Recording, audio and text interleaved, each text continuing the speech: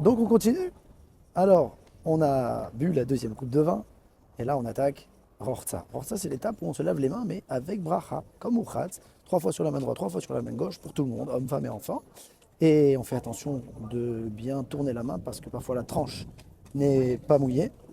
Et celui qui fait attention au Netilat Yadayim, jamais ne manquera de rien, puisque Al Netilat Yadayim sont les initiales du mot Arani, le pauvre. Tu fais attention à Netilat Yadayim, l'ablution des mains, avant de manger du pain, jamais tu manqueras de pain.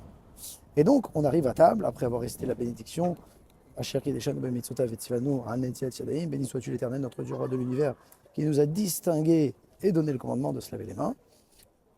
Et on est à table, le chef de famille, celui qui a le plateau, prend pour la première bénédiction de Hamotzi, comme celle de Shabbat, habituelle, les 3 matzot, les 3 pains azim. Une fois qu'il a récité Hamotzi, le Cheminaretz, il ne distribue pas tout de suite, il devra réciter la deuxième bénédiction particulière de la fête, celle de Matzah. Puisqu'on a un commandement de raconter la Haggadah ce soir-là, on a également un commandement de consommer le pain azim, le pain de misère ce soir-là. Et on récite Al-Achilat Matzah, béni sois-tu l'Éternel, notre Dieu, roi de l'univers, qui nous a donné un commandement de manger la matzah. Et donc, lorsqu'il dit cela, il tient les 2 premières matzot, et bien sûr, c'est pas 2 entières, c'est une entière et une brisée, puisque sa caractéristique, c'est d'être justement un pain de misère et non pas entier. Une fois qu'on a fait cela, eh bien, il faut rapidement consommer à coudée. Et donc, il faut 2 portions. Alors, on sait qu'une portion, c'est 27 grammes.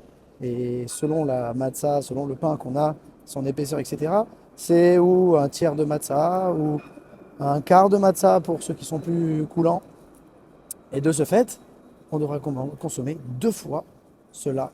Un pour motzi, un pour matzah, en 4 minutes. Si on ne peut pas en 4 minutes, on aura jusqu'à 6 minutes, puisque c'est cela qui s'appelle une consommation.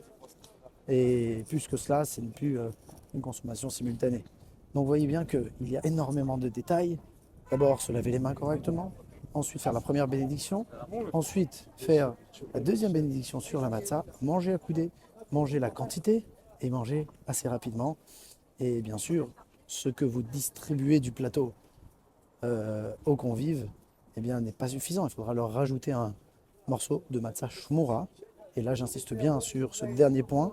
La matzah shmura, c'est ce pain azim fabriqué à la main et surveillé depuis la moisson, de sorte à ce qu'il n'ait jamais de contact avec l'eau ou bien qu'il soit entreposé dans la chaleur, ce qui accélérerait le processus de fermentation. C'est une vidéo un petit peu longue, mais c'est très important. Donc je vous dis à demain pour la prochaine étape.